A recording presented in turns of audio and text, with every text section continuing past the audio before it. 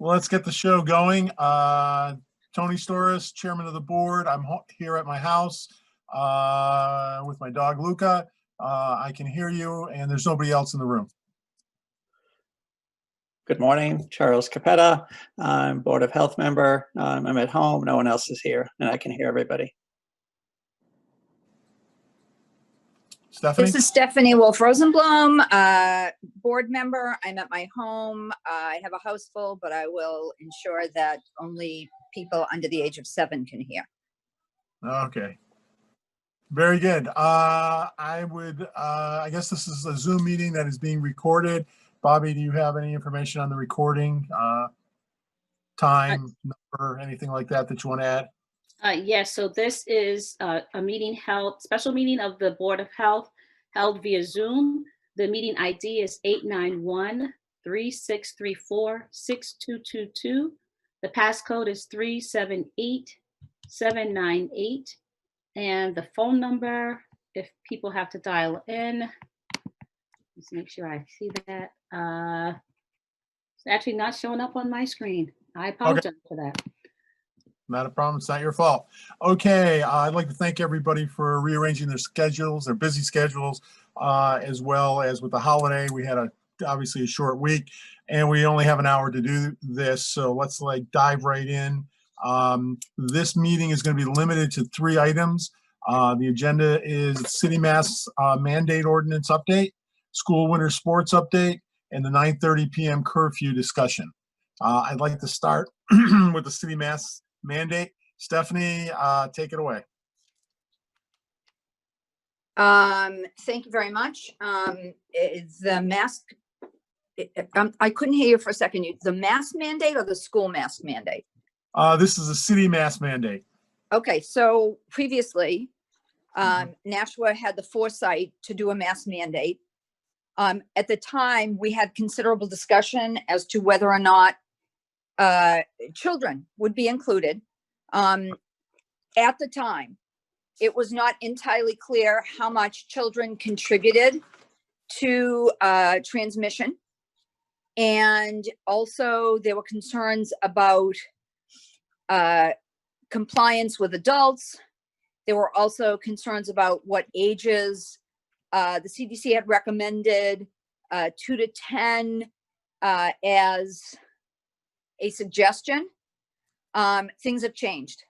First of all, we know that children are considerable contributors to the spread of COVID, even if they themselves are less likely to become ill.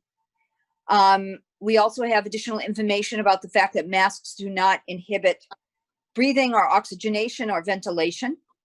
And now we have a statewide mandate that states that children 5 and above must wear masks in an environment where they cannot socially distance, whether they're inside or outside. So our mask mandate, which states that 2 to 10 is encouraged, is now in conflict with the New Hampshire mandate. So it needs to be updated. Tony, I hope I've covered the relevant points. Yes, I think so. Chuck, excuse me, allergies. Chuck, would you like to add anything? No, I agree. There's what we decided that age 2 was appropriate. So it seems a little odd that now this 5 and above, I don't know if they saw what we had talked about or were in discussion with the public health departments, but it seems at odds. So I agree with Steph on that topic. And children are, in fact, sadly, getting COVID and getting symptoms. And I get daily reports every day of kids I have to call the parents on, and they're asymptomatic most of the time, but it's still out there and growing. Okay. Any discussion from the other members, Bobby? Yes, I just would like Attorney Bolton to just speak to what needs to be done on the city's behalf with the current ordinance that we have to adopt or make the changes that are necessary, and whether or not that has to go before the Board of Aldermen, or is it something that can just be put in place? Attorney Bolton. Any change has to be adopted both by the Board of Health and the Board of Aldermen. We don't have a true conflict here. What we have are two sometimes different requirements, but it's always possible to be in compliance with one without violating the other. So, for example, in the city's requirement, there's nothing that says a 5-year-old is prohibited from wearing a mask. In fact, we say it's encouraged. The governor's order says it's required in certain circumstances. For the most part, our requirement didn't apply to the out of doors, except perhaps when there was an outdoor place of business, garden centers perhaps, and other things of that nature. To a certain extent, it applied to entering and exiting outdoor seating areas at restaurants. The governor's order sweeps in outdoor spaces when social distancing can't be required. But again, it's always possible to be obedient to one without being violative of the other. So there's no urgency to make our requirement conform to the state's requirement. But it wouldn't hurt, and it may make it less confusing to people. Thank you, Steve. Any other questions?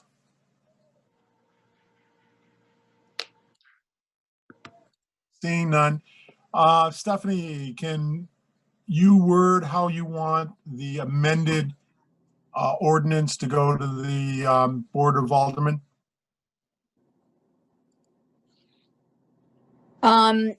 So in its most simplest form, ours should be amended to reflect the state requirement. So instead of choosing wording, I would recommend that they adopt the state's wording. That's Okay. the simplest recommendation.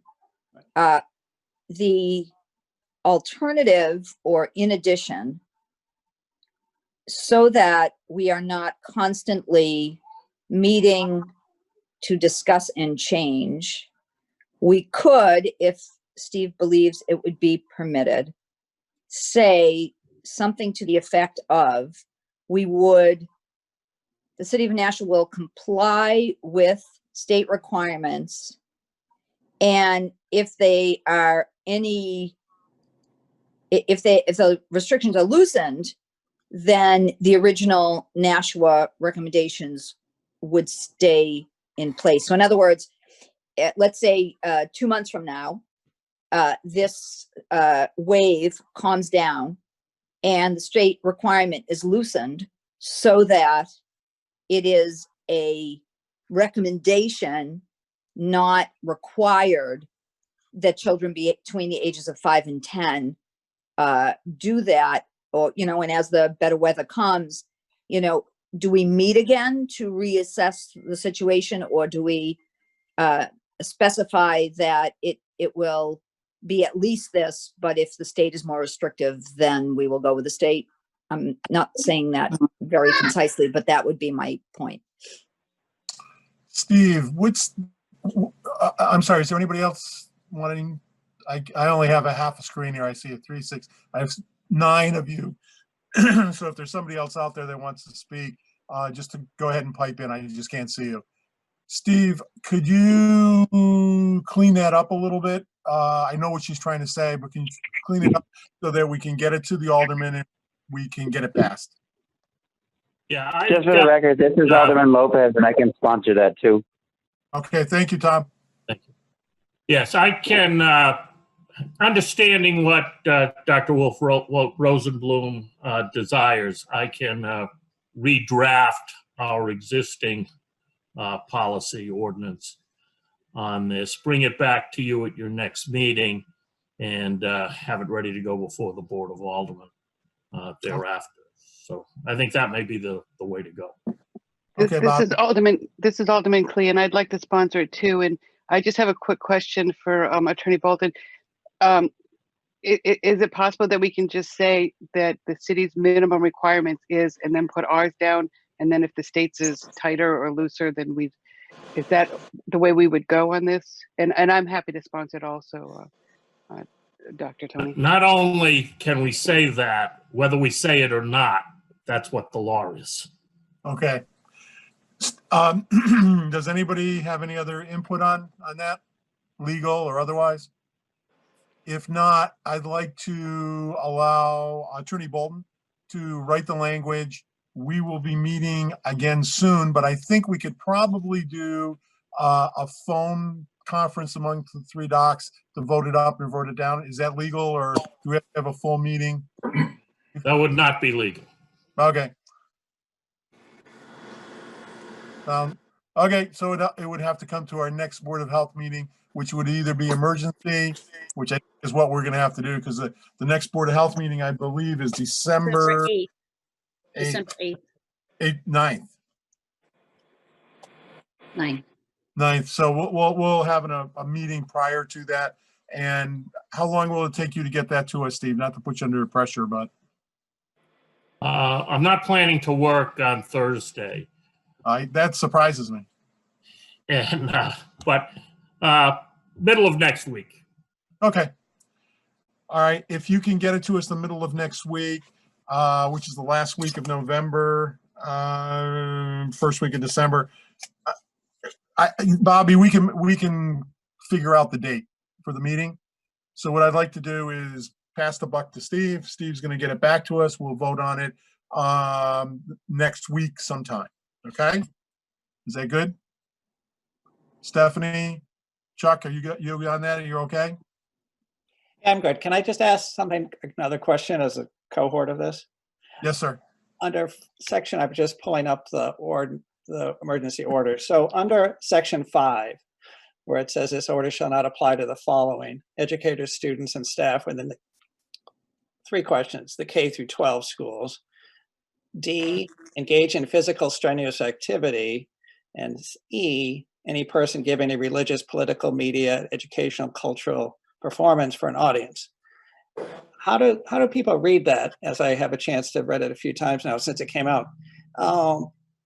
We know now that thanks to what our meeting last one, number 1, relative to strenuous physical exercise, masks do not inhibit worker breathing or oxygenation, getting rid of CO2. So my reading of that is that it's okay to run without a mask, say, an example of that.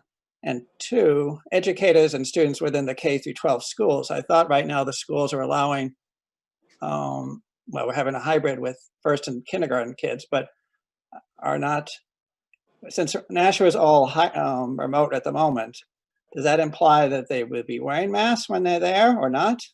And thirdly, I thought we weren't allowing, we had pushed last time about cultural musical presentations and performance.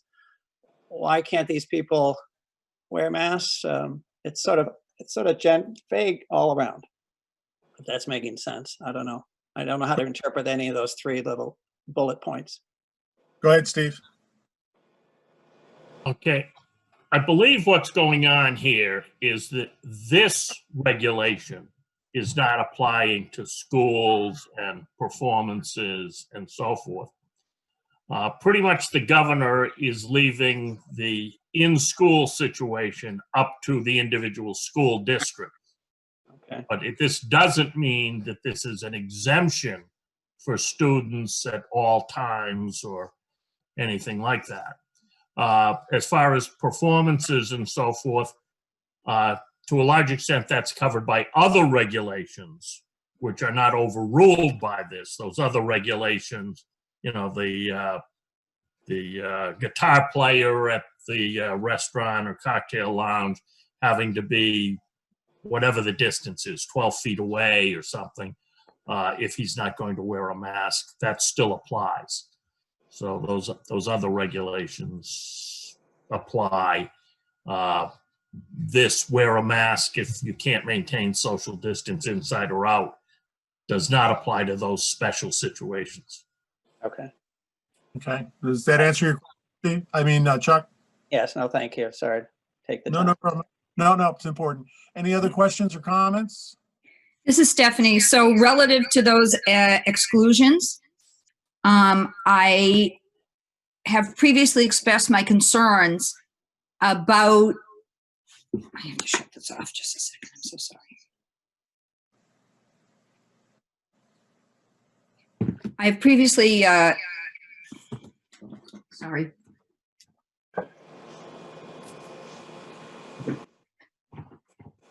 I apologize to everyone. I previously expressed my concerns about all those things. My understanding from our previous discussions with Attorney Bolton was that we could not contradict if the state regulation had not included the section where it says these are specifically excluded, and it had remained silent in those regards, then we could, provide something that was more restrictive. But we can't say the state says this, but we don't agree, and we make a regulation that is more stringent than this. I'd love Steve to verify that I have that understanding. That having been said, we have previously expressed, and I continue to express my concerns about, all those things, especially after what happened with Gate City Church, especially with the transmissions and all the contact tracing that has been disclosed from our state and others. I think these restrictions leave too many questions unanswered. I think there's too much latitude, and I am very concerned that people will not understand the level of transmission, the number of cases, how the hospitals are getting filled, and they might take those circumstances and allow them to occur without masking or distancing, especially since we know that 6 feet is inadequate when there is loud talking, lectures, singing, and such. I think that the most we can do is education. Steve, can you correct me if I'm wrong? Yeah, this is subtle, and it would be easy for me to be wrong.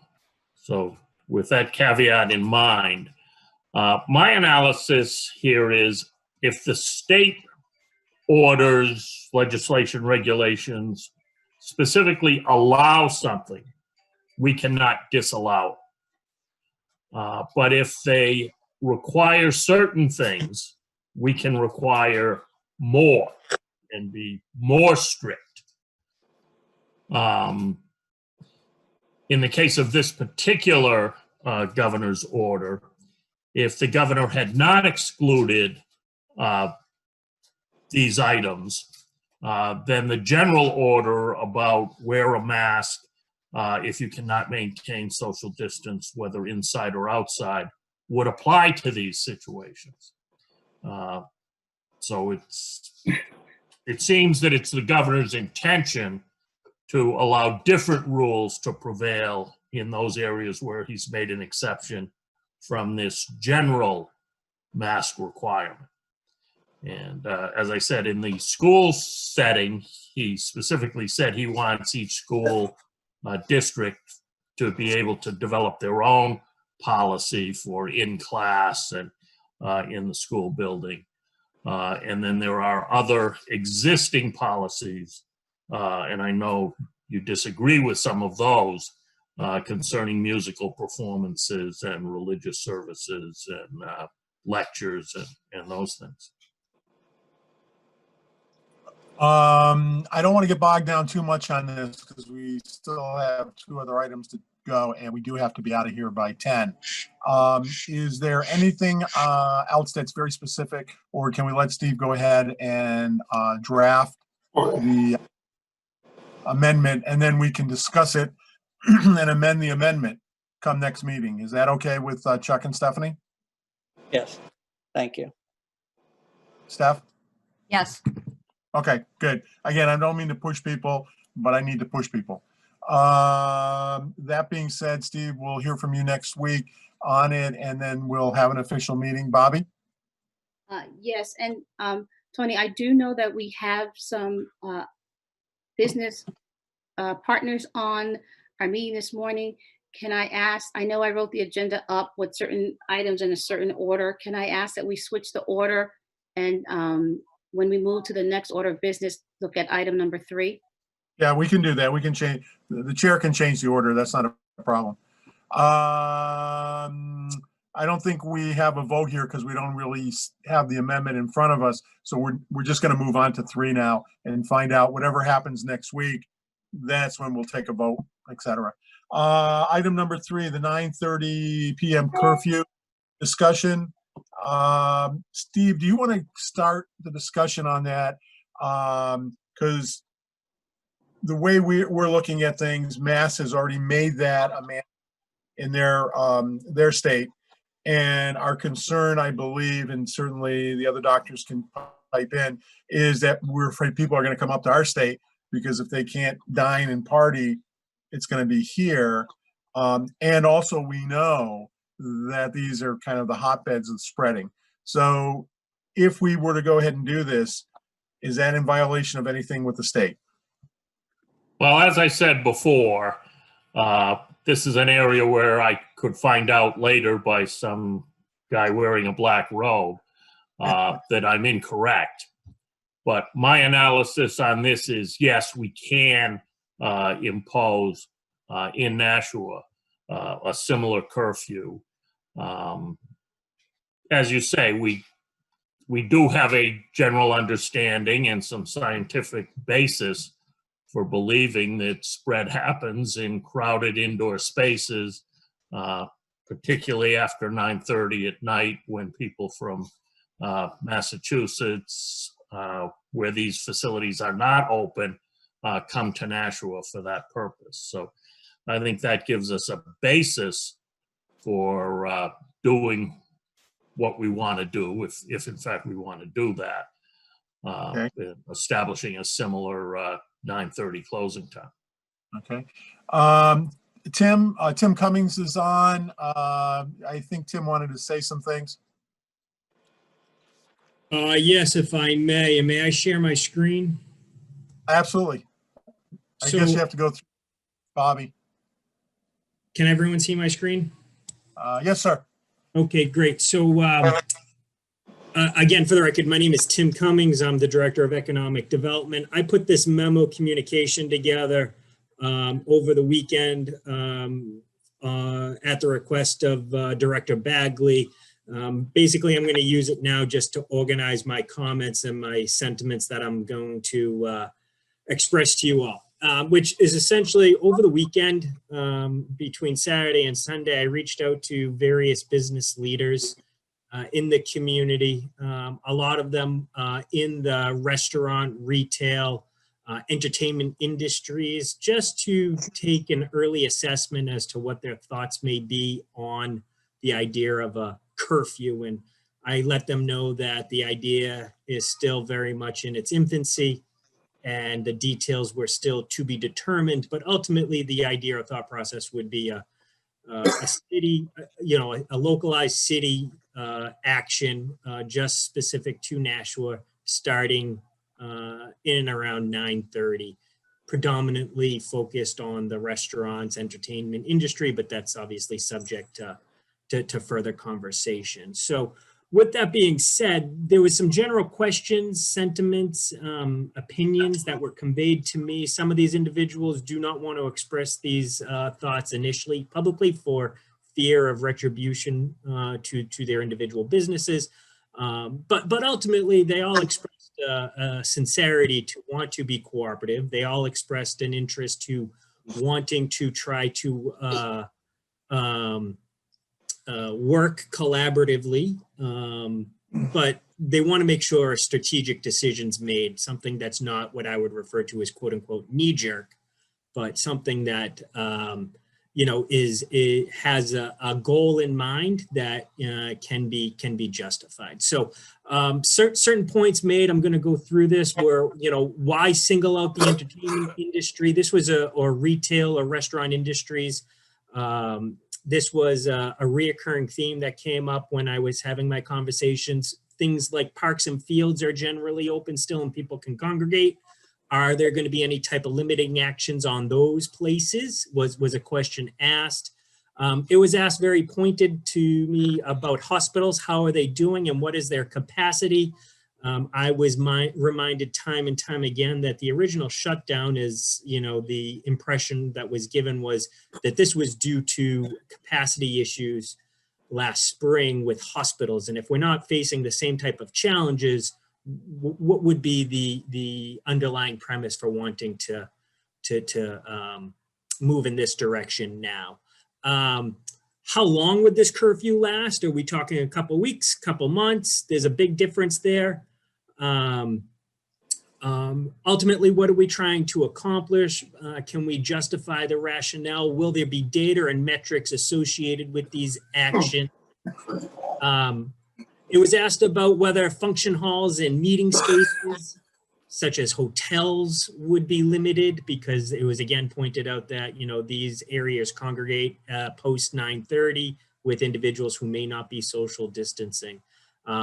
Is this going to be citywide for restaurants and the entertainment industry, or will retail and specialty shops be included in this type of quote unquote curfew?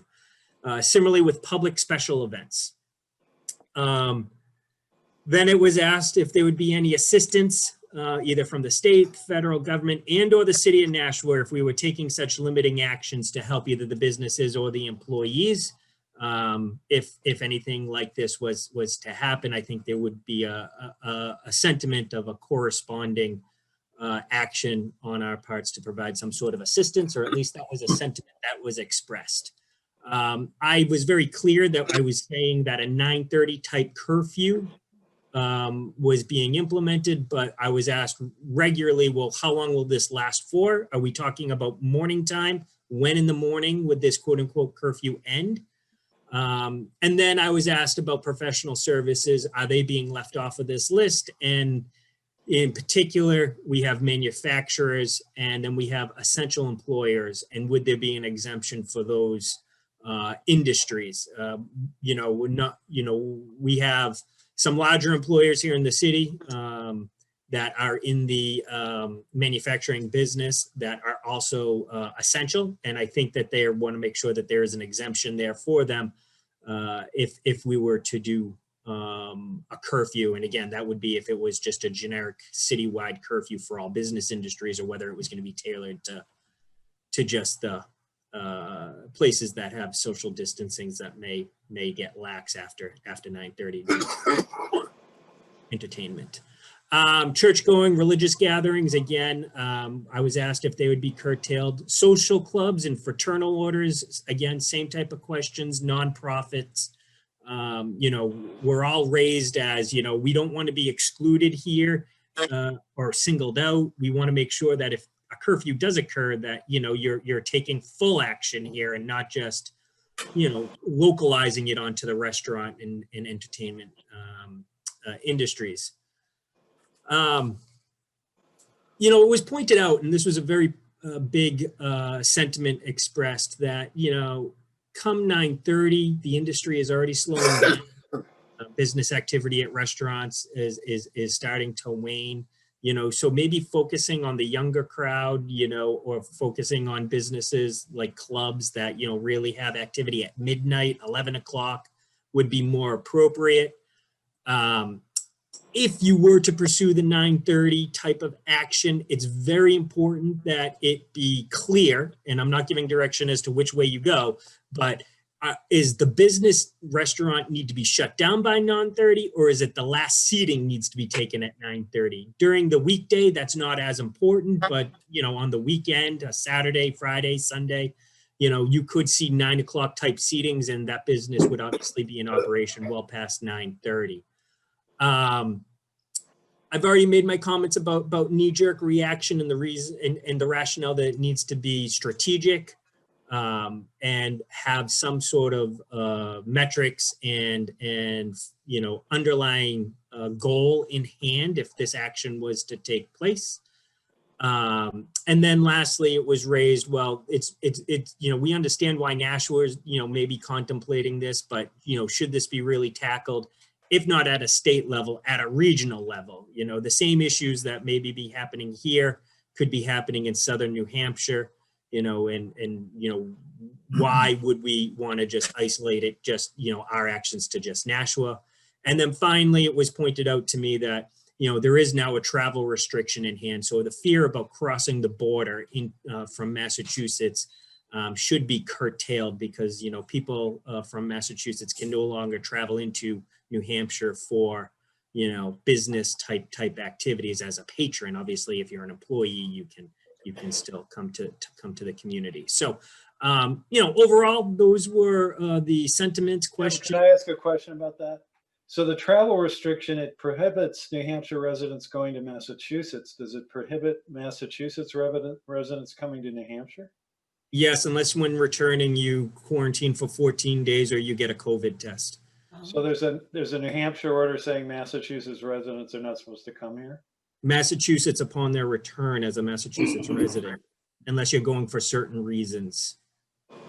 Oh, okay. So Massachusetts says if you go to New Hampshire, you have to quarantine when you come back. Or get a COVID test within 72 hours, I believe. Okay. Thank you. So anyway, Director Bagley, just in conclusion, is there an openness? Yes, to the concept, but there is a reluctance or hesitation. Ultimately, what was clearly expressed to me is that a well thought out strategic approach that limits the negative impacts needs to be justifiable was the underlying conclusion that I came to over the last 48 hours. So hopefully this information was helpful to you. I'm going to stop sharing my screen. And Director Bagley, I'm not sure if you shared this with the group or not, but if you could make this part of the record, I would appreciate it. Yes, Tony, if I may. Bobby, yes, go ahead. Thank you, Director Cummings. This was very important to have this information shared and to gather the thoughts and the concerns of our business owners. And so we do appreciate that. And we will keep this as a part of the record here, and it can be disseminated to the board because there probably will be further discussion on this as well. Our intentions in looking at a curfew were based on the fact that we have had substantial increase in our cases for the past couple of months during this pandemic, and then specifically with the widespread number of cases throughout the state, which we're now seeing, which prompted the governor's change in his order. Our concern with us on the southern part of the state is that sometimes when things are put into place, a statewide view may be taken without great consideration of what's happening to us on the border of Massachusetts. And so our thinking was around what we were seeing with the increase in our number of cases. There were some really good questions that were put in the document. Angela does have some numbers that she can share with regards to right now where we are with substantial and what it looks like for our hospitalization rate. Dr. Sturz, if you want that information shared as a part of the conversation before we open it up for others to bring on some discussion points. But we were thinking very intentionally about the safety of our residents and our businesses themselves, because they are being impacted right now with what we've been seeing in our cluster outbreaks in the community. Dr. Sturz? Angela, you want to give us the stats? Sure. So in regards to community level transmission, the entire state is experiencing substantial community level transmission that is considered in the red. In Nashua, we have 540.5 new cases per 100,000 over 14 days, 4.5 new hospitalizations per 100,000 over 14 days, and a percent positivity rate of 6.7%. And then in regards to case counts, last week in Nashua, we had 241 new cases and 271 new contacts for an average of 34 new cases a day and 39 new contacts a day. And there has been a cumulative total of 1,800 cases in the city of Nashua, and 341 of those cases are active. Our deaths in Nashua are still at 40, for death rate of 2.2%, and our hospitalization rate in Nashua is at 5.1% compared to the state's rate of 4.7%. Okay, thank you. Stephanie, you're still on? I am here. Can you see me? Not unless you were.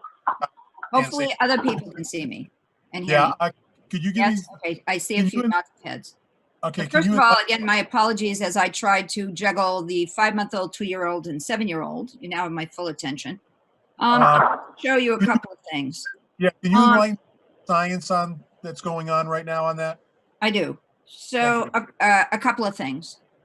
First of all, I'd like to start by saying I am enormously grateful to Tim for weighing in with these reasonable questions and the engagement of the business community. As this has been pointed out, we're all in this together.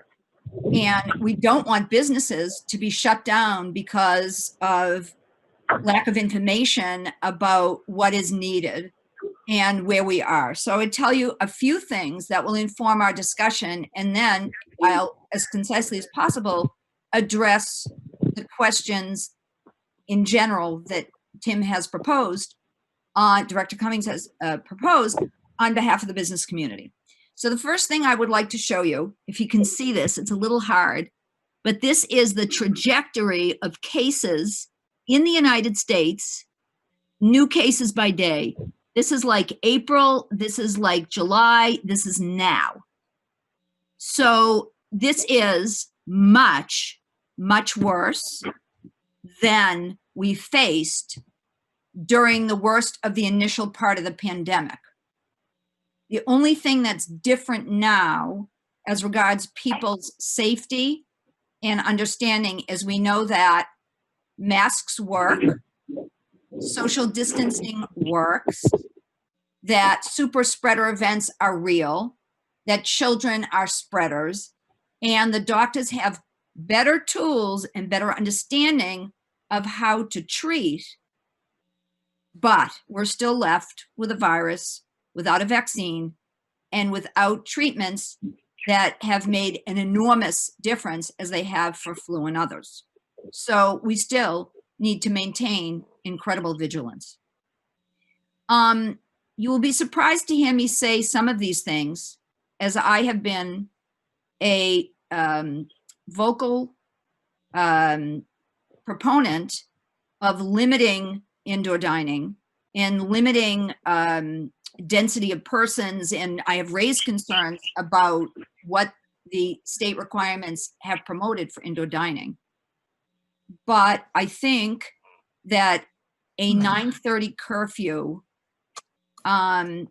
is not based on science. I don't think curfews are based on science. I will follow up with some insights.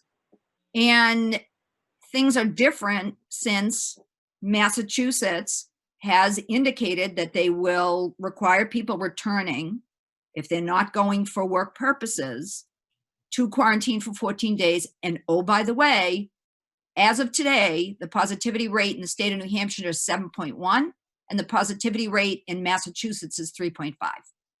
Just saying. Now, I know Massachusetts is a big state. There's a lot of variation. So I don't want to let our guard down, but I also want to make sure that for our own credibility and for the safety of our people and our businesses, that we are making recommendations based on science. So what does a 9:30 curfew do? It's a wake-up call to people that this is real and dangerous, and thousands of people are dying every day, and it's going to be a rough winter. What it does is it limits, to some extent, the number of people that will be in indoor dining, but it's one way to limit indoor dining. And if the indoor dining that takes place up until 9:30 does not meet the science, then we're trading one for the other. And I would much rather see us have stricter rules around, the indoor, entertainment and the distancing and, the masking and so forth, than I would make a 9:30. It has also been stated in other parts of the country that when you make a curfew at 9:30, people crowd in earlier, or at 9:30, they go to places where there are not monitors, meaning that in a restaurant, presumably people are staying in their seats and there's, following of the rules. And if we send people to alternative places to socialize, especially in the winter when it'll all be indoors, we may not be accomplishing what we're trying to do, which is flatten the curve. I will say one last thing, and then very interested in hearing from others. The hospitals have now activated all plans to be prepared for what they see as a huge spike. Spike is already happening in the hospitals. They're talking about reopening the field hospital. So this is real.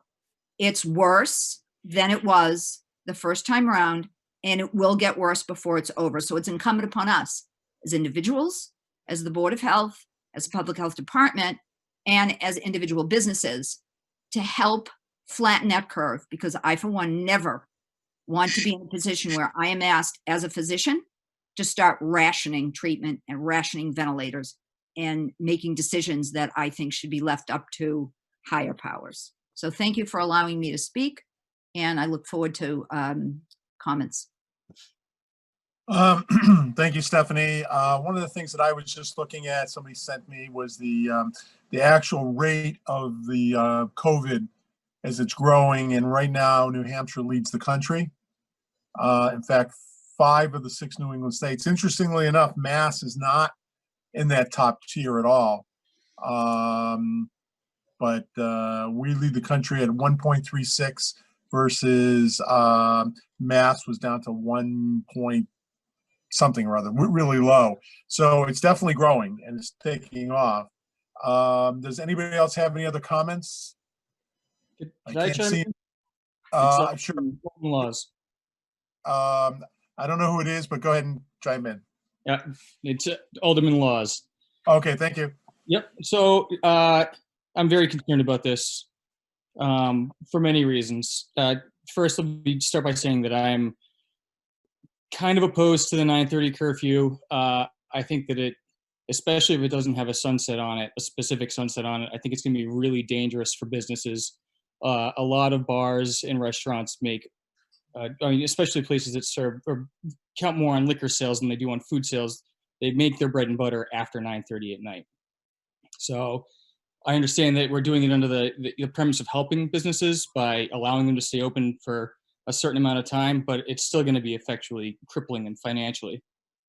If we do a curfew, or if there's a curfew suggested, then I think that it should be, maybe 10:30, at least give them an extra hour. I don't think that extra hour is going to be enough to incentivize Massachusetts residents to drive across the border, which brings me to my next point. Massachusetts residents are driving across the border. Like the last 2 weeks at the bar that I work at, it is full of people I've never seen before. They're coming in droves because they can't drink in Massachusetts. It's the holiday season. People are meeting up, haven't seen each other in a long time. I mean, tomorrow night's drinking holiday, it's the second busiest of the year. It's predicated on the idea of people who haven't seen each other from different places in the country getting together, hanging out, swapping stories, catching up, and then going and spending time with their families, presumably some of which have people who are, elderly or high risk. To Director Cummings' point about the travel restriction, I don't imagine any of these people, excuse me, are quarantining for 14 days after they, leave my bar or any other bar in downtown Nashua. So I'm not going to take up too much of your time. I'm just throwing all these ideas. In case you don't know, I am a bartender in Nashua. I live with this several nights a week. I see it, very intimately connected to it. I would much rather that we close all bars tomorrow, maybe through the weekend, and then open back up with regular hours and deal with the people who are coming over the border.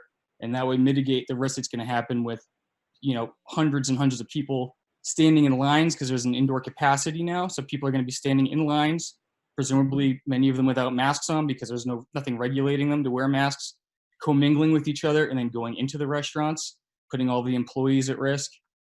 It's a tactical nightmare. It's about to happen, and I think that we really need to not put our faith in the good intentions of the Massachusetts residents doing what's necessary to stay safe. So thank you for your time. No, thank you for the input. One question for Steve, and then I'll be right over to you, Alderman Clay. Steve, are you still online? Assuming that, yeah, assuming we wanted to do something, how long would it take to implement it? If we said we want tomorrow night through the weekend as some kind of curfew, can the alderman react that quickly? Is that even possible? Well, the aldermen, in fact, have a meeting tomorrow night. So if Okay. you did something today, they could react to it tomorrow night. Now, that would be awfully quick. No, Steve, it's tonight. It's not tomorrow night. It's Oh, I'm sorry. I'm confused. Yes, the Board of Aldermen are meeting tonight. All right. So I think the police would have to be made aware of it, and perhaps they would alter their plans. So we'll be moving very quickly, but it's not impossible. Okay, I just wanted that for information. Thank you, Steve. Alderman Clay? Thank you, Tony. I am a proponent of masks. I'm a proponent of limiting inside the number of people and so on. My worries and concern about if we were to put a curfew here in Nashua is that the people from Nashua, as are happening with the people from Massachusetts, are going to go elsewhere. And they're going to go into maybe a location that isn't quite as regulated as Nashua.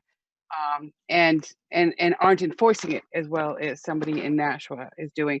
And I want to protect the businesses on all levels, but I really have concerns about us putting a curfew in at 9:30, mirroring what Massachusetts is doing. I don't think it's going to stop the residents here from going out. I think it's just going to make them go further. I think it's going to make them go into territory that we have no control over.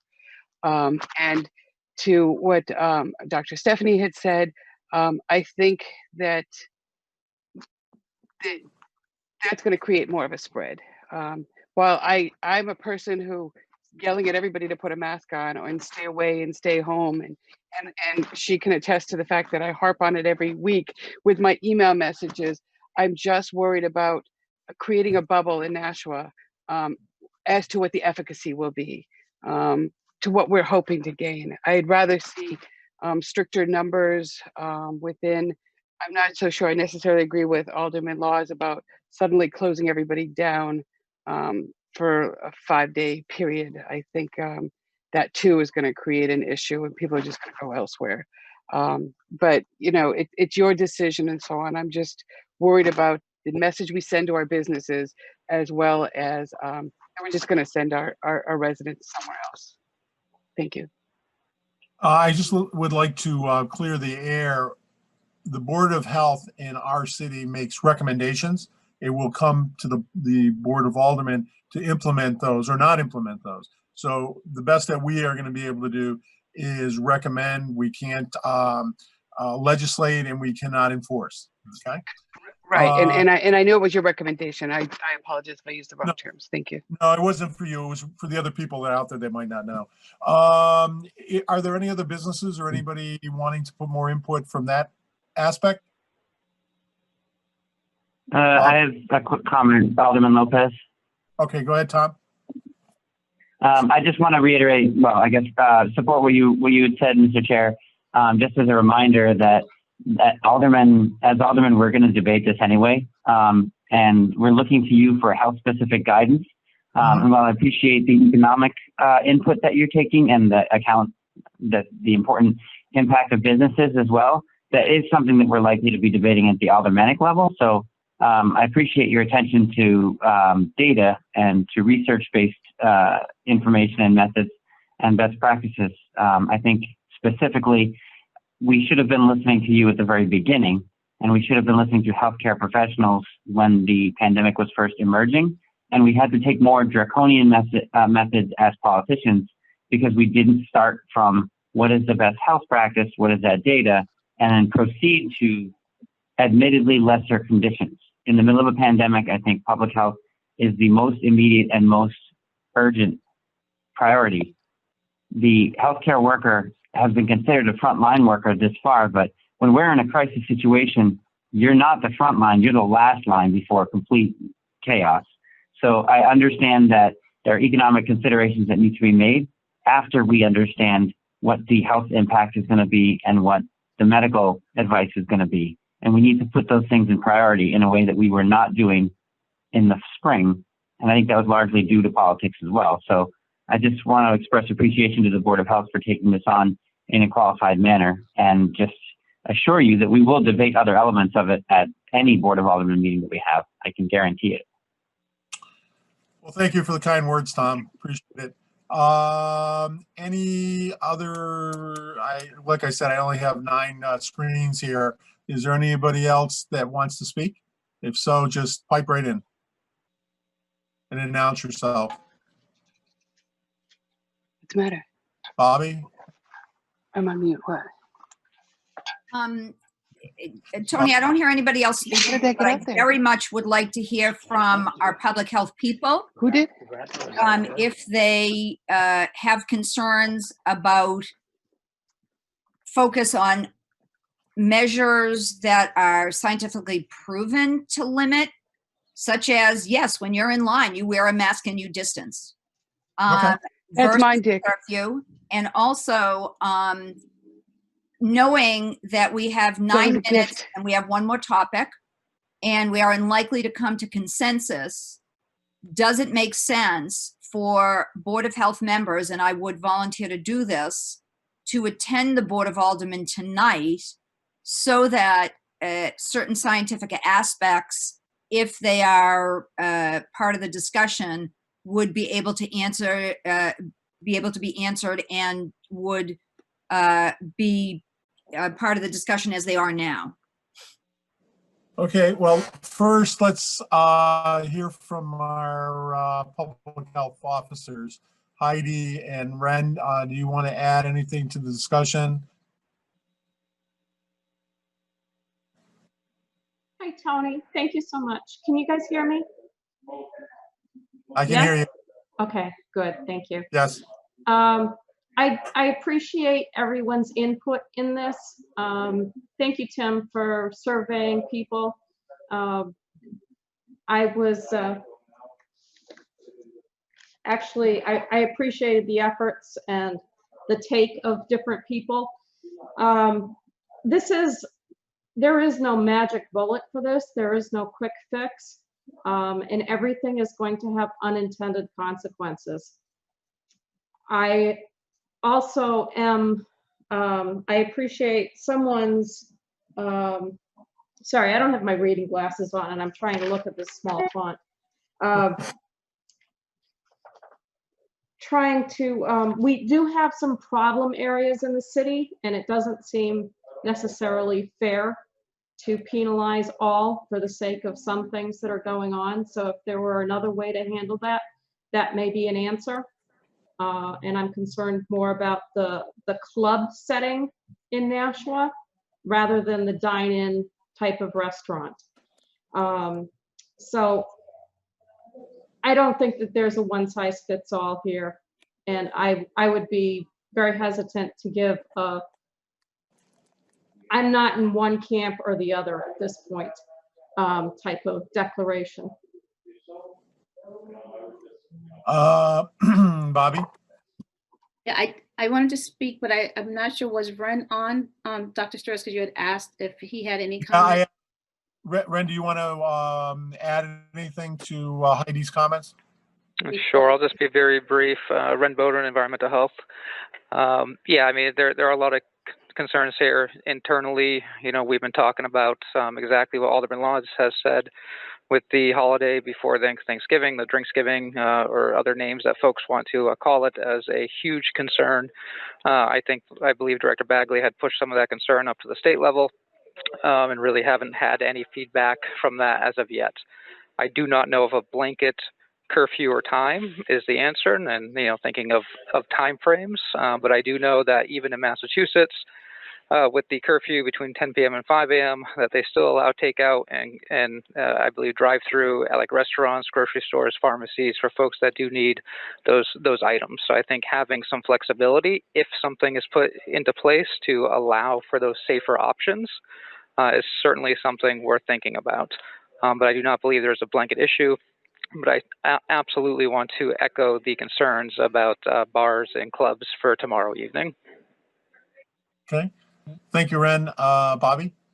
Yes, and I would to echo Alderman Law's concerns about tomorrow. If we don't feel that a curfew is something that will have an impact, and one of the things with Massachusetts, the curfew was a general curfew for all of the community of Nashua. So it wasn't just specific, I'm sorry, in Massachusetts, the state of Massachusetts, it wasn't just specific for restaurants or bars. It was everyone in Massachusetts to stay at home. It was an extension of the governor's stay-at-home order that people stop activities, social activities, gathering together in spaces where there were large crowds with the shutdown of 9:30, so between 10 to 5 a.m., that people would just not gather because that was contributing to the increase in cases. We do look very different than they do right now with the increase in number of cases that we have. I think what Alderman Laws is proposing will benefit because of the high rate of activities that are going to occur between Wednesday and the weekend. And so if we do have something where, and I know it's a trade-off, but if it allows for our businesses, the restaurants, the bars to open back up, where we're decreasing that density of opportunity of spread over Wednesday through Saturday, I think that might be something that we need to consider for Nashua. If we don't do the curfew, because it does impact the earning potential of all of our businesses, the restaurants, that operate where that's their highest earning potential. As long as we're doing the strict measures around the masking, the social distancing, making sure that we have those things in place, we can help slow down the spread of this. I think the most imperative is what's going to happen over these next 3 to 4 days that we need to pay attention to and that we need to address. Okay.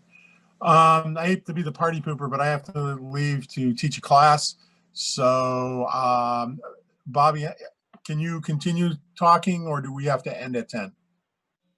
I don't believe that we have to end at 10, Chair. If you assigned your chairship over to one of your other board members, Dr. Capetta or Yeah, I'm going to give it to Chuck because that's going to allow Stephanie to talk more, because really the position of the chair is supposed to, pretty much be the umpire referee. And I know this is dear to Stephanie's heart. I mean, and she's kind of our scientist here as well. So I'm not doing it to slap you, Stephanie. I just wanted to let you know if Chuck is willing to take it over, it's okay with me. And if it's okay with Stephanie, I would say this is a tough decision. I'm glad you're going to be spending the next hour or two talking about it than me. But good luck. And Stephanie, it's all yours. Take it away. And Stephanie, if I may, and we do have some other businesses on. I am very appreciative of those who joined us today. For this is a very important discussion, and we want to make decisions based on the input of our community, as well as our public health, our mayor, Director Cummings. We want to have input from everyone so we can make a very informed decision because of the impact this is going to have on the businesses and the community as a whole. So this is our opportunity to do this together.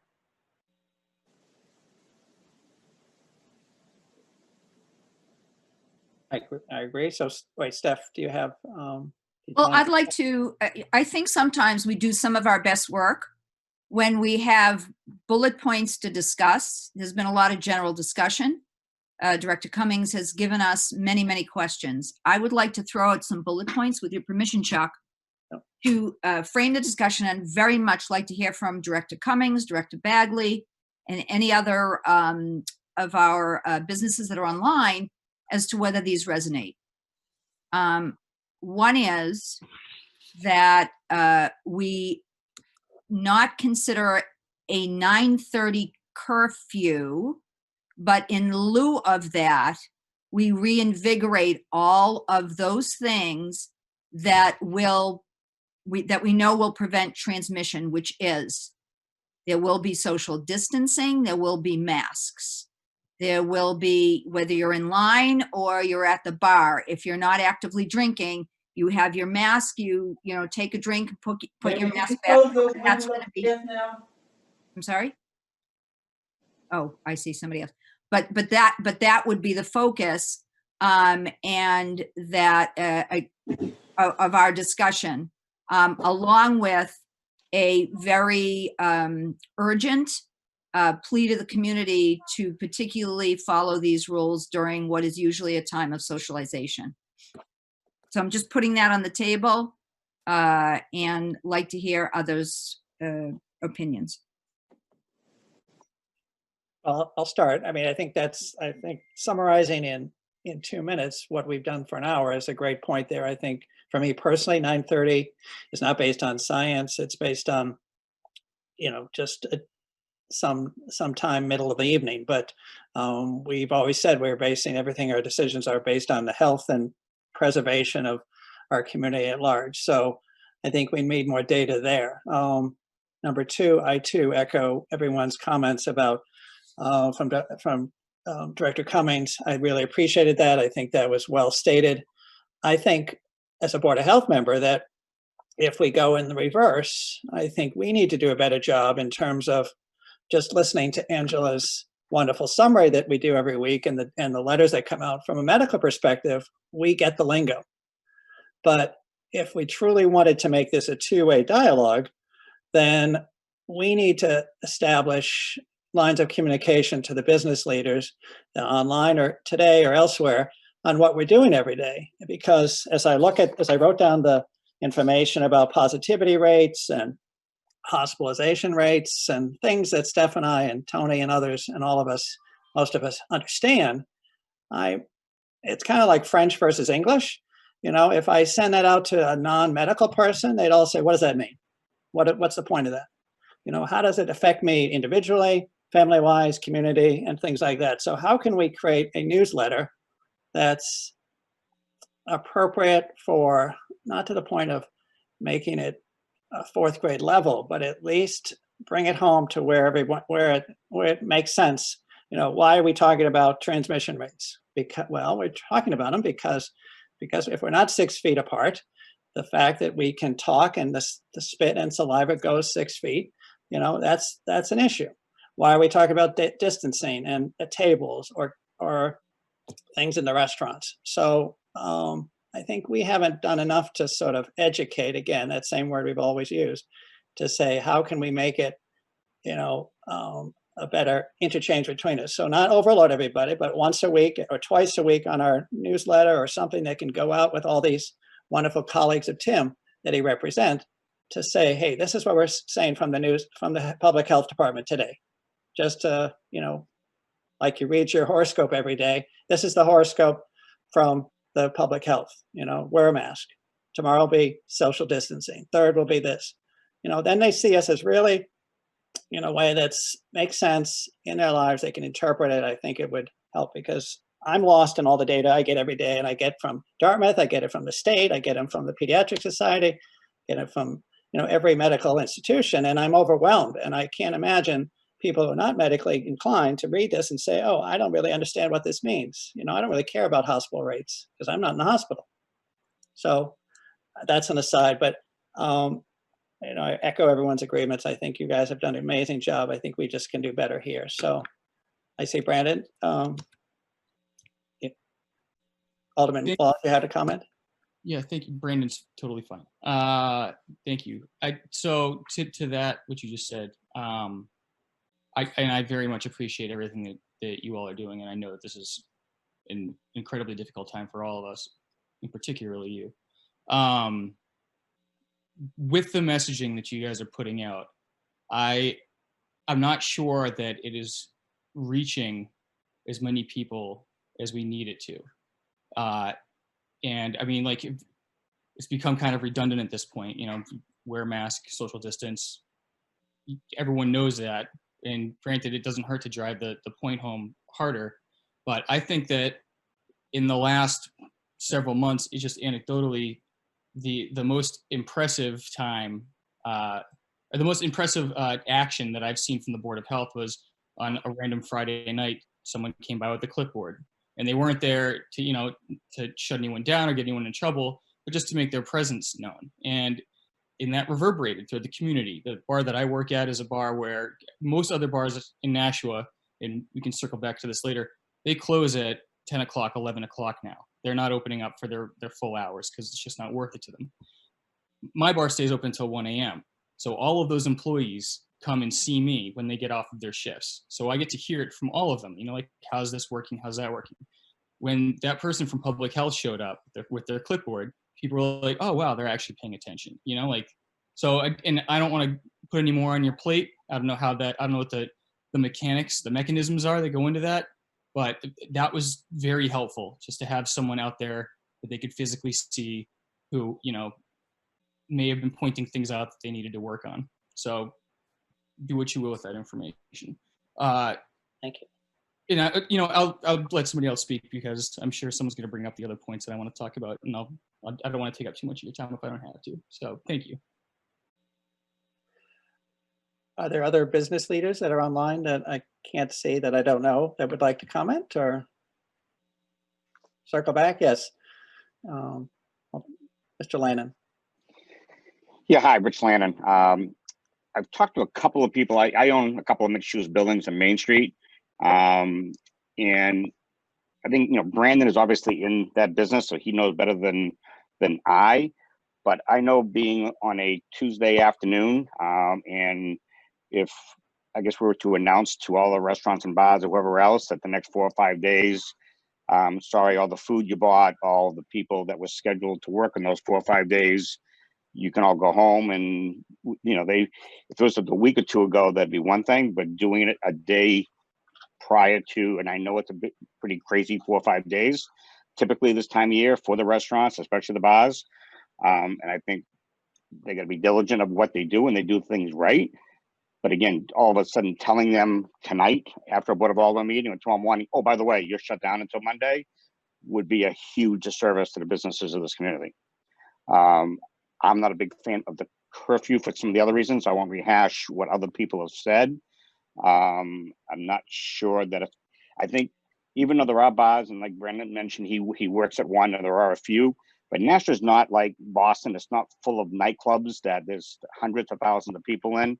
So some of the bars obviously are open late, but I don't think Nashua is, again, a place that has lots of late night bars, lots of nightclubs that are gathering a lot of people. So I think, being diligent and doing all the right things and enforcing the masks and so forth are extremely important.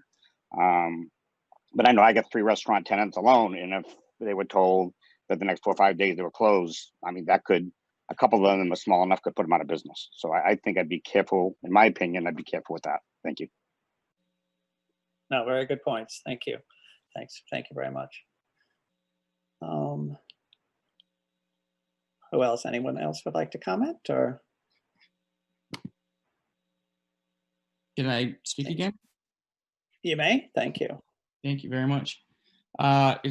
Rich raises what I think is probably the most significant point, which is that this is, as someone said, there's no right answer to this, but the last thing we want to do is that we don't want this, whatever, if we do anything at all, we don't want it to be a Trojan horse of destitute for these businesses. And they've already been suffering. I mean, citywide, I think a conservative estimate would be that anyone who's in this industry is probably down 30 to 50% since the beginning of COVID, already.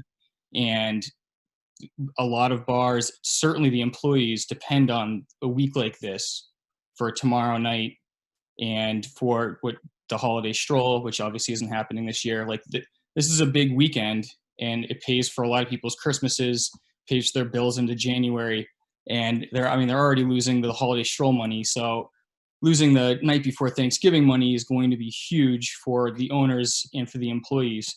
But for me, the question is, I mean, are we going to sacrifice the health of the community potentially in order for someone to make 50%, 70% of what they would have made last year? Or are we going to just do a full measure here and do what's necessary to protect the community members, the employees, the business owners from what, to me at least, is very obviously the perfect petri dish of a super spreader event for, it checks all the boxes for what you're going to want people from out of town, people who aren't used to our regulations, people who are willing to travel from their state into our state to drink because they're not allowed to drink in their state because the virus is so bad. Like it's an awful situation when you look at it from the perspective of how dangerous and how harmful this can be to the community. And that's why I want to have this conversation with everyone, is because these are my friends we're talking about. I've known people, I mean, Billy focuses in this conversation, not to call you out, Billy, but like, I've known these people for 20 years. I don't want any of them to hurt anymore. And I don't want myself to hurt anymore. I mean, I'm probably gonna have trouble paying my mortgage next month, but I also don't want people to die because we valued opening, a bar instead of doing what was right for the community in this particular situation. So, sorry, I know that sounds like hyperbole, but I feel that way genuinely. Not at all. Well stated. Well stated. Comes from the heart. Thank you, Stephanie. Not hyperbole. Somebody said before, I think it was Alderman Lopez, that it is not the physicians that are on the front line. They are the last line. It's you, Brandon, and your colleagues, and our grocery workers, and our teachers. In addition to, all the older persons in our community, those with chronic illness, which we know is somewhere around 60% of the population, that are at risk of dying if we don't do what we need to do. Secondly, we are not doing what we need to do. I heard it stated that, we should not close the businesses unless we have the science, as long as we continue to do what we need to do. This discussion will not work unless we acknowledge we are not doing what we need to do. When I, as a senior citizen, go to a grocery store during senior hours, I see young people not wearing masks properly, putting seniors at risk. And so, to the point that has been made, we are now focused during this discussion on restaurants, but the clubs are operating unsafely. Not all of them, but some are. So if we really want to protect Brandon and his colleagues, and we really want to protect all those people that talked about being on the front lines, then we individually and collectively need to reinvigorate what we know is the science. We need to acknowledge that what we do should not be a day or a weekend. It has to be for the duration of this winter until we have vaccines. And the most recent is that even the frontline workers won't have the vaccine till the end of December, and it's a 2-vaccine series. So the vaccine is not going to rescue us before the spring in a general way. So I ask you, the businesses that are on the call, and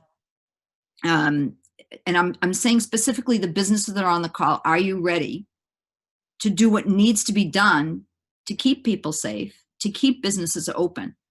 We have discussed, and it's an excellent point, having our public health department going around and grading restaurants, or, let's not be the police, let's just do the education, or, be out there and make people realize this is real. They can barely contact trace. They barely have the staff to contact trace in an environment where, we have those high rates that I spoke about, and where there are pockets that are not following the rules. So I would like to propose, and I'm happy to come to the meeting tonight. I would need some advance notice, but come on Zoom or however you do it. I would like to propose that our focus be on invigorating education and, where possible, the enforcement of those things that we know help, and do it immediately so that this weekend can be a weekend of safety, both from health and economic perspectives.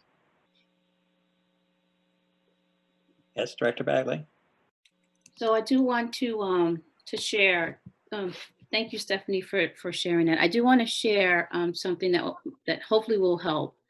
Last night I had the opportunity to do 5 interviews of individuals who went through our testing clinic, and they had the rapid test done, and their test came back positive. So I did call those individuals to let them know. One particular individual, the entire household was positive. And that individual cried because now they can't go to work. And there was only one individual in that household working. And so this was a household on the 2nd floor where all the family members were positive or have to go on quarantine, and then the people downstairs on the 1st floor as well. One of the other individuals that I called to notify they're positive, and I always ask them, can you tell me where you thought you may have picked up this virus? And they can't. One other person that I called works at one of our restaurants, and she cried. She just cried because now she can't go to work for 10 days. We do have to do some contact tracing at that particular restaurant, which means there will be people from there that will have to go on quarantine for 14 days. So that's going to impact that business. The other person, the parent and the child was positive. So this has big implications. And we've been seeing it. I mean, we have Flavia, Kim, our public health nurses, Tricia are on the call as well, Angela. We're seeing a lot of families being impacted. And it has to impact the businesses if they can't come to work, right? Someone mentioned the front line. These are the folks that are on the front line. And to hear 2 out of the 5 of these people just break down crying because, it's a huge implication for them. Their family members, themselves, and then them not being able to go to work. And so this is a hard and tough decision, that we're asking, folks to make. And we have to look at, the cost of this across the board. We are seeing an increase in our hospitalization rates. Nashville hasn't had a new death in the past couple of months, but we're starting to see increases in those that are at highest risk being in the hospital right now. We do know that this holiday season is going to be a bad holiday season for us, but what can we do as a community to help mitigate some of what we're seeing? We're not going to stop it all. There are going to be some people that will die. So, but there are measures that we need to take as a community to slow this down. Thank you, Director Bagley. Thank you very much. Well, I guess a point of clarification, if we, as Stephanie recommended, if we put on the table, the Board of Health proposed that we, focus on a higher increase of education and safety measures implementation, however that's defined, how does that play out with the alderman on the call here tonight? Would that be taken to you? Is that the end of this? I'm trying to make sure of timing too. It's 10:15. I just, do the aldermen then take this as a point of interest, or how do you debate? I've never been to an alderman meeting and I can't go this evening, but what's your steps, if you could help me and the mayor too, on how this would be received? Or, like, I would agree, I wouldn't say a short term, just through the next 5 days. We need to make it, if we're going to make a stance, we can't do this every week. We have to say through, at some point in the future, and we're going into 2021, and leave it at that. How would this be received, and what power do you guys have as men and women of the Alderman state, to do anything about this? Yes, sorry, Alderman Clee. Thank you. I think I would probably put this to Attorney Bolton, but I don't think when you're talking about doing more monitoring and so on like that, I don't think that's necessarily an aldermanic act. If you're saying that we have to close places down, put a curfew in, then I believe it's an aldermanic act. But if you're just trying to do more monitoring, do more enforcement of what already exists, and I don't mean enforcement meaning more education, I should say, of what already exists. I don't think you need anything from us, but I think Attorney Bolton can speak to that. But just before he does, I want to say that, listening to this, while I guess I have my concerns about whether or not it would really slow down the spread by putting a bubble over Nashua, I'm not really opposed to it, because I do think we need to do something.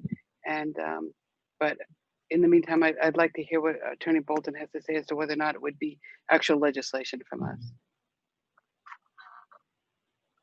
Well, it's hard to react with approximately 24 hours notice. So, but in theory, the Board of Aldermen could appropriate more money and set up an enforcement division in public health, and you could have these enforcement officers at every bar and every restaurant enforcing the mask requirements and the social distancing requirements and so forth. You're not going to achieve that by tomorrow. The Board of Aldermen could encourage more active enforcement by the police department. They have their own issues. They have some officers out on quarantine themselves. They have manpower issues that they deal with. Up to now, there's been a much greater emphasis on education than there has been on enforcement. There could be suggestions that change. How much that's going to change between now and tomorrow evening is very problematic. So there are extreme things the Board of Aldermen can do. There are subtle things that the Board of Aldermen can do. The extreme things probably can't happen that fast. The subtle things may be so subtle that they're not going to make a great deal of difference in the time we're dealing with. Thank you. But can the alderman acknowledge what our discussion today and say this is what we're aiming to do, or can it go into public record that this is how we feel, so the public, if they read it or attend or watch it, know how strongly we feel about it? We can accept a committee communication as liaison if someone wants to send me the notes or a statement by the Board of Health. I can put that in under special communications, or I can give an oral report. So we can definitely convey that the discussion was had. If what I heard is the first part of the conversation, if legislation that was suggested were to be just for the next few days as a curfew, I think that would certainly be a wake-up call to Nashvans in general, because that is going to be a change in behavior, and it would give restaurants a sort of heads up that this is real, this is serious, these increases are happening right in our community. So I think there'd be less resistance to that, but there's going to be resistance to anything proposed tonight, period. There's going to be back and forth debate. That might serve the purpose of community education as well.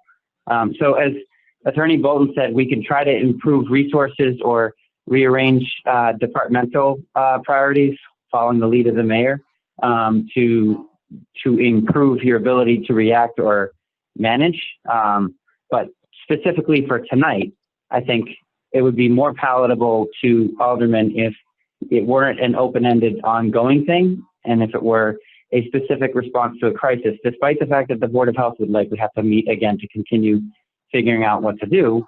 I think a smaller scale approach more immediately to address what's right in front of us would most likely be what we do.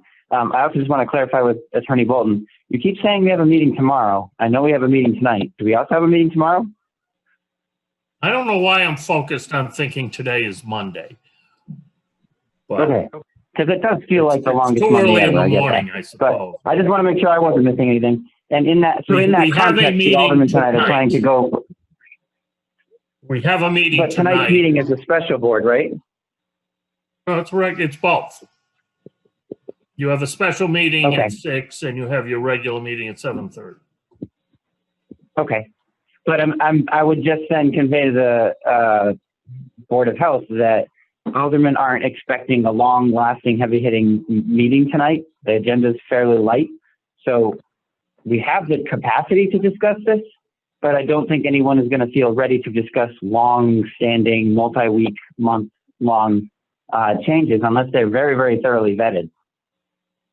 I would also definitely encourage any members of the Board of Health to attend the meeting so that if we do have questions, we can pull in somebody who's informed, because typically when we have these discussions, we literally start complaining to each other that we're using conflicting data or research or hearsay. So it would be good to have somebody who's qualified and appointed to as a resource to be present. Thank you. Thank you, Tom. Thank you. Yes, Alderman Laws. So as usual, Alderman Lopez nailed it. I just wanted to build on that. If we do something, if we implement a curfew, it really needs to be for a specific amount of time, because I mean, if we're doing this to protect our employees, we also need to keep in mind that New Hampshire unemployment is a joke. It's a practical joke.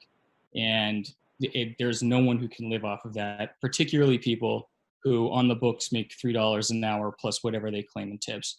So if we shut down bars until the new year, I mean, you're talking about putting hundreds of Nashwins in a position where they can't pay their bills, and New Hampshire unemployment isn't going to help. So I would just wanted to support that. I mean, I'm okay with the curfew, but it can't go longer than this week unless we have something in place that's going to protect all of these employees and the businesses as well. I had one more point and I've lost it and everything else, so you'll have to forgive me. Excuse me. My name's Ken Brown. I'm the property manager at Pheasant Lane Mall. Thank you. And we just, I know there's talk. If you're talking about trying to do something immediate, I think what that ends up doing is almost creating more confusion than it does help, because you have to have a period of time where the public is notified and educated as to what's going on as well. So if you're talking about trying to do something before Thanksgiving, I just think what it ends up doing is creating more chaos, because the public education part of it's not going to get to a lot of people in that period of time. And you've got businesses that, to the one gentleman's point, you've got restaurants that have already purchased food and everything else. So not only are they not getting business, they're losing money, from the plans that they've already done. It just creates chaos. I don't disagree, if somebody wants to do a curfew or something to that effect, but it has to be a little bit of time and notice to let the public know about it. And a lot of our businesses are pretty huge businesses, and it takes us a little bit of time. To the doctor's point, if we want to do it correctly, it takes a little bit of time to make sure it's done correctly, rather than just roll something out and it's done, inconsistently across the board. So that's just my 2 cents. Thank you, Ken. Thank you. Back to Brandon. I'm sorry. Well, Ken just reminded me of it was a question for Attorney Bolton, actually. Can we put in a reciprocal mirrored travel ban on Massachusetts residents the same way they did it to New Hampshire? And if so, could we do that tonight and put it into effect for tomorrow? You can certainly pass something. It may not be, as I said before, man or woman in a black robe may be telling me later on that we don't have the authority for it. I think the issue is passing it is probably not going to stop anyone from Massachusetts driving up. You may be able to have some enforcement at the door, but maybe not. So you could try to do that. But I question whether it will really be effective. You're not going to build the Berlin Wall between now and Wednesday. Alderman Clee. Thank you. I think I have a question of clarification. We've talked about multiple things of closing businesses down from Wednesday to whatever day, or putting a curfew in maybe with a time frame and so on. But back to what Director Cummings had brought up with his list of questions, if we were to do a curfew or shutdown or whatever it was, is this only going to apply to bars and restaurants? We need that clarification. When Mr. Brown spoke and talked about the Pheasant Lane Mall, I remembered we have Black Friday and we have all these stores that open 24/7 during this this weekend and this entire time. I would hate for us to put a curfew on these businesses and suddenly people who used to go shopping at 11 o'clock at night are all ramming into one store to get these sales before 9 or 9:30 p.m. or so. And so if we did put anything through, I think we really need to be very specific as to who it applies to and get it really thought out. And Mr. Cummings, I think, needs to leave, so I'm going to stop here.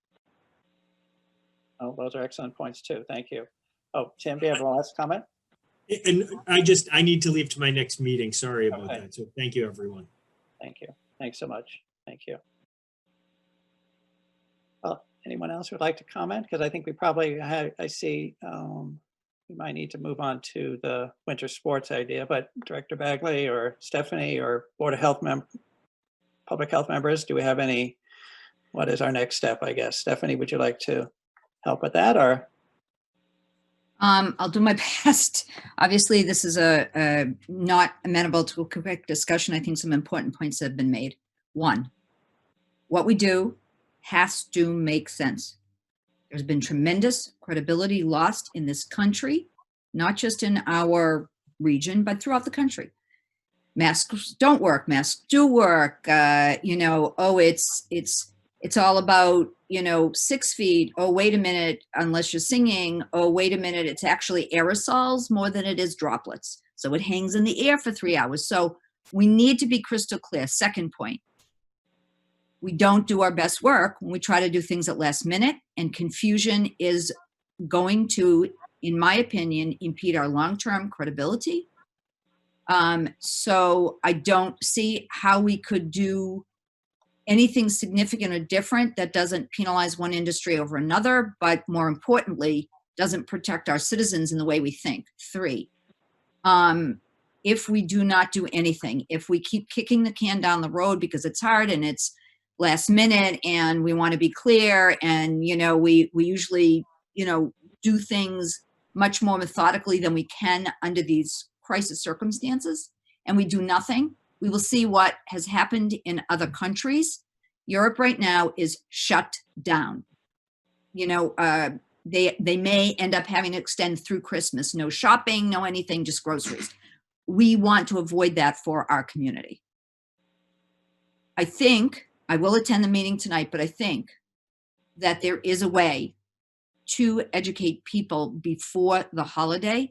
It will need to be, I have some ideas about it, which I can discuss with the public health department because it's too granular to discuss in this setting. But I think that at a minimum, we must do some urgent and clear messaging to all of our business and restaurants. They should be self-policing or they are going to end up shooting themselves in the foot during their busiest time of the year. That's all I can say. I agree. Thank you. Okay. Bobby, any last comments before we, I think, because this is going to be an open-ended discussion, but I would love the alderman's support tonight, at least, of the seriousness of which the Board of Health has taken this, that we're trying to adopt both short-term and long-term policies, but in the interest of time, obviously can't create a perfect document or comment, but I think you all sense where we're going with this. So, and thirdly, if we can have the public health team help with the policing, enforcing, I think even that comment to the public would be a big wake-up call. I think we'd go far there. So if it's okay, I was going to leave it at that. Bobby, unless you have last comments on this, how we could proceed next. No, I think that we just need to keep that list that Director Cummings was able to gather those questions and take those into consideration as we move forward. We didn't think that with today's meeting that a decision would be made in this short time, but needed to have this very poignant discussion around this issue because of what we are going to see over the next couple of months with the holidays. So we do need to take that into consideration. I would be interested in hearing if the mayor has any comments on what we proposed so far, and if not, then we do have that last item on the agenda, Dr. Capetta, to take some to address. Mayor? Mayor, thank you. Well, thank you. It's unclear to me what is being proposed. I mean, I'm kind of hearing contradictory opinions, and it's hard to figure out exactly what direction is being recommended. I mean, is it a short-term curfew? Is it closing down for the weekend? Is it a longer-term curfew? It's not clear to me what, and I'm not saying it's a simple issue. There are contradictory facts and contradictory considerations. So it's not like it's easy to come up with a recommendation. I'm not saying it is, but I don't hear, at least I haven't heard a clear recommendation. And if someone has one, they should articulate it. I think that was the point of today, is that we're all stuck in this quandary about what we're doing. And so I don't think short term, by 6, 7 o'clock tonight, would we be coming up with something that we're now going to say, make public, that this is the be all and end all. But I think the acknowledgement of the seriousness of the condition, it's present and ongoing, it's lives and deaths hang in the balance here. And so we're taking this head on as a group. And if you can support that and endorse that and say, as vague as that is, I'm not trying to add to the muddle here, but that's what we're speaking as public health defenders is, our duty is to look after the citizens of Greater Nashua. And, we'd ask that from the top down, the bottom up, that we're all trying to get our hands dirty and in the mucky muck. And this is the muck, Well, So, of course, I agree with what you've said, Dr. Berry, 100%. Yes, there are lives in the balance. So, but the question is, and certainly we want to take this thing seriously. I mean, there's no question about it. I mean, we're the first, or certainly the first major community to adopt the mask ordinance. We've strengthened it. Maybe there should be something we should do now, but it's hard to know exactly what that is. The practical problems of acting quickly in terms of tomorrow, are obvious. So, I mean, I'm not sure what should be done, but we No, that's fine. I thank you for your leadership and your support of all that we're doing. We couldn't do it without your help. So I think lastly, I would like the business people on the call and long after this is knowing that we have their backs. This is what we're trying to get to, a well thought out thing, that we're not trying to put them out of business. And, but one point I had made earlier was, I think we need to just do a better job of communication, or some of these health related measures in a way, in a language that makes sense to them, perhaps be it when we do our, not policing, but at least if we're walking around the restaurants and, explain what positivity rate means, or, infectivity rate, or those kind of things. And we don't have to have a medical background to get it that detailed, but something that makes sense, because otherwise we're just talking and feeling like we're doing all the right things. But if the people that are affected by our decisions don't understand why we're doing them, like anything else, information is knowledge, we're not going to get anywhere. So I think Angela would do it if you could have our help with our media people too, and Nicole and all that, just to make some poignant, things that we could, teachable moments here. So thank you. So, Alderman Lou. Thank you. I just wanted to ask, it sounds to me like a couple of things that you clearly have expressed you want to do is increase your communications with the community. And is there something that the city, the city can do to help? Is there some additional support that you need in order to do some quick communications to the people who you need to communicate to? I would direct that back to our public health team here, I guess. Bobby, do you have any help with that? Or This is Justin Cates. I do have a comment on that. okay, Justin, go ahead. Thank you. So early on in this incident, we did send out a notification on a system called Wireless Emergency Alerts. Wireless Emergency Alerts is a cell phone based system that you don't need to opt into. Everybody with a modern cell phone is already automatically into that system. It's different from the code red system that many of you are familiar with, but it needs to be used only during critical types of messages, really emergency messages. When we sent out the notification during the beginning of the incident, the message that we sent was around the stay at home. It was the first initial notification of that order by the governor.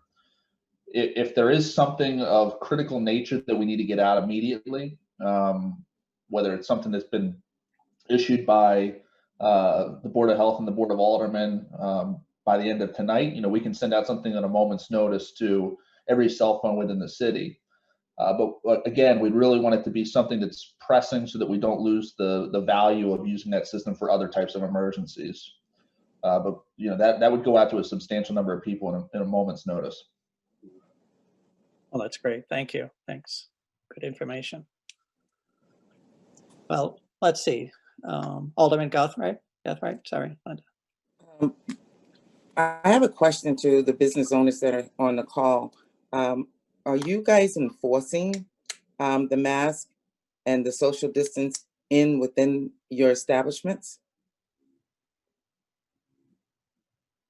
Or are you depending on the health department to come around and sort of do that?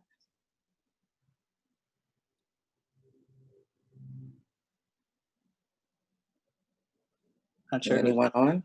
Left on the line here. This is Ken Brown from Pheasant Lane Mall. I mean, we had a pretty good amount of masks that were given to us by the state. We do hand them out to people that do not have masks. We ask them to take them with them. We inform them that it is mandatory in Nashua. We have moved our food court seating around any number of times to adhere to social distancing. I think we have at least 8 or 9 feet between tables, which has kept people 6 feet apart. We ask the individual stores to kind of police inside their stores. Many of the stores have their own occupancy calculations, and they do have lines outside the stores. We've assisted them in figuring out where those lines can go. If they don't have graphics to put on the floor, we've taped on the floor where people can stand. We have any number of plans that if we get to occupancy, to an occupancy that we feel is, excessive, that we would shut certain entrances. We've taped out on the sidewalk where we would put people. We have, counting apps that we can count, how many people are leaving, how many people are coming in. I mean, there's any number of plans that are in place. Like everybody else, we've got, a staff of maybe 4 or 5 people, which doesn't make it easy. But, we are trying to take an active role in it. Okay. So my question is going to be, again, if someone doesn't want to wear a mask, do you still allow them into the different locations? And that's to everybody, all the bars and everybody. I'm speaking to everyone that has a business.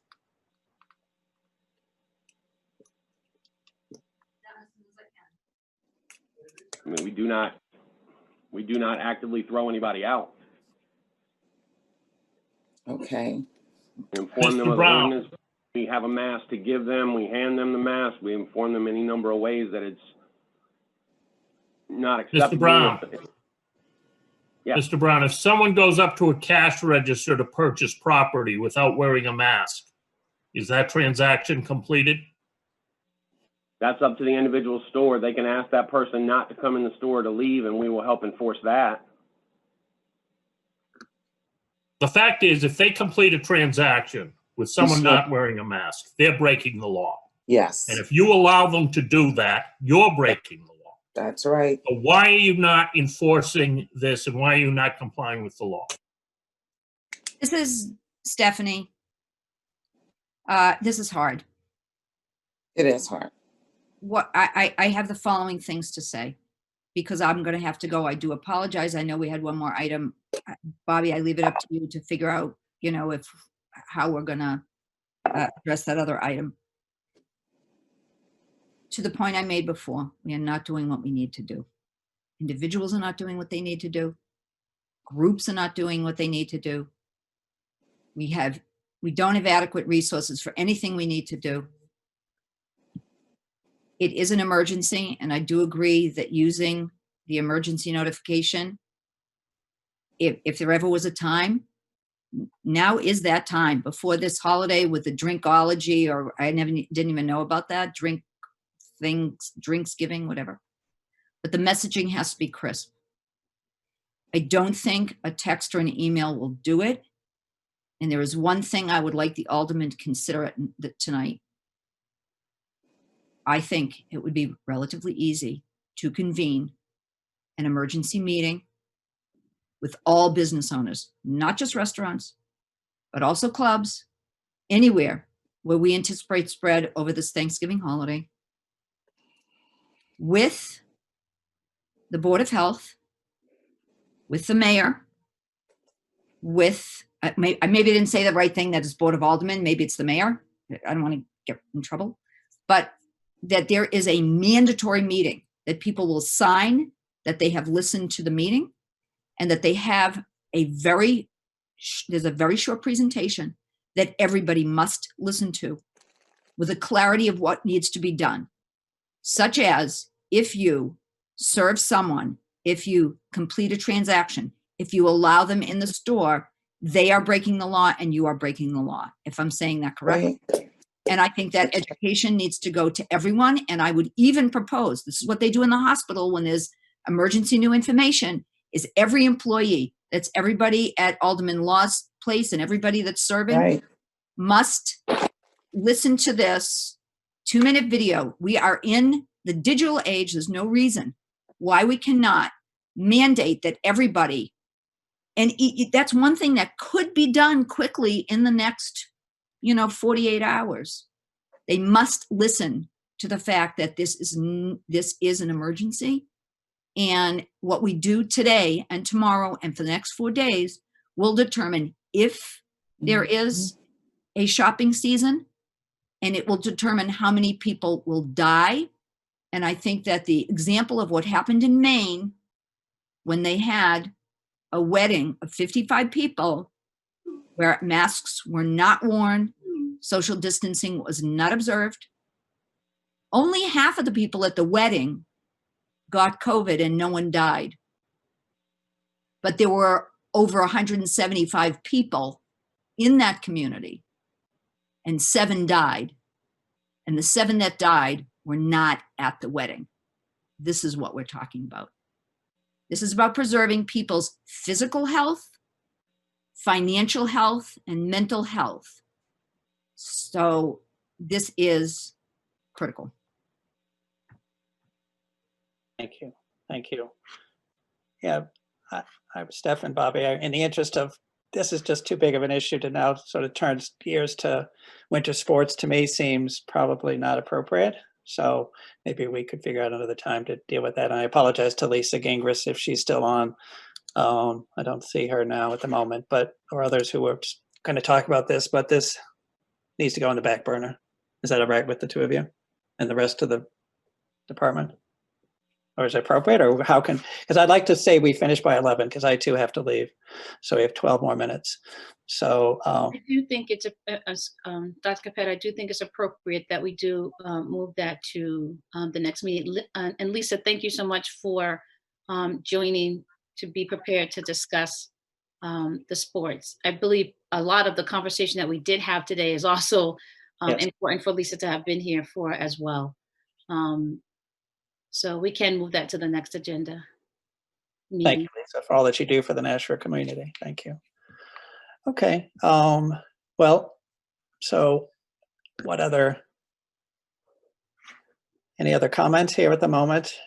I think, do the aldermen feel like they have something to bring tonight, or how can we further help or assist? Alderman Klee. Thank you. I think it's appropriate for when the aldermen have their general discussion, for us to bring up the possibility that we're looking at different avenues to try to slow down the spread, which could mean curfew, shutting businesses down, doing massive education or whatever. I think the conversation, a lot of people listen to the Board of Aldermen meeting. It will cause a lot of controversy, but I think it's a good discussion to have under our general discussion. The mayor often does his mayoral remarks at the very beginning. It could be touched on then. I think it's appropriate to discuss it, but there's no legislation or anything for us to vote on. There's nothing that we can mandate. There's nothing we can put forward, but discussion, as Dr. Stephanie had brought up in a lot of her very salient points, is that we need to educate, we need to get the word out there. And every meeting, this probably should be brought up. I don't care if it's a public works meeting, we should be bringing up the safety, the cautions and everything that we're doing. So I think it's worth the discussion at the Board of Aldermen, and educate people. And even if people are angry and disagree with us, it still creates conversation. And all conversation is a good start, at least. Right. No, and Steve, thank you for your comments about breaking the law. And we're not trying to pick on Pheasant Lane Mall at all, but I think that was an appropriate response. I don't know how to, I need sort of concrete examples like that, because it's the actual transaction event. Each of us say, if the individual store owner, business owner, gym owner, makes a decision to have it open, then, we have to hold all of us accountable. And doesn't mean they're bad. It's just, we just maybe just increase awareness. So I think that for me was an eye opener, as the actual transaction of a piece of goods is breaking the law. So thank you. I do. I have a question for Steve Bolton. If the Board of Aldermen, is there authority to enact a curfew for this weekend? And could that be enforced? Can it be, if it were acted on tonight without, any advance notice? Could it be instituted for Wednesday, Thursday, Friday, Saturday nights? I suppose Sunday, and could somehow that be enforced? Well, relying on the general authority to protect the public health and welfare, I think the Board of Aldermen could enact it. I think there would be difficulty in enforcing it. I think some businesses would be reluctant to comply and might say they never got the word. It would be awfully quick. I don't know if the police would be prepared on short notice to undertake active enforcement quickly if a place was still serving food and drink at 10 o'clock in the evening. But those are practical problems. I think the answer to the legal question is, yes, the Board of Aldermen could enact it, whether for this weekend or for a longer time. May I make a suggestion or a question? Would it be feasible to enact Stephanie's concept and make like a 2-minute public health primer, and then basically say everybody who plans to be open on Wednesday, Thursday, Friday, Saturday has to acknowledge that they have read like a paper statement, and then we could just send people around to get those collected. You could enact it. I think there are a lot of businesses, and it would be a great undertaking to get every employee or even every managers of every business. I wouldn't even go that far. I would think of this as a phased approach and say a representative from every business. And we could use I don't know if we should, but we could use the emergency alert system to say, this is a period of high risk. Any businesses that are expected to operate must contact the public health department and confirm receipt of a waiver. Any member of the public that are planning to go out or attend any kind of restaurant settings must be sure to comply with the city ordinances. You can pass something.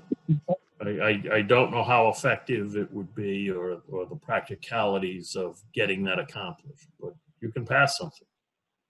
Thank you. Okay. Well, whatever the public health department decides or the board of health ordains, I'll support it as a liaison. And if there's any kind of last minute legislation that is going to be forwarded, then just message me. I'll make sure I'm available all day.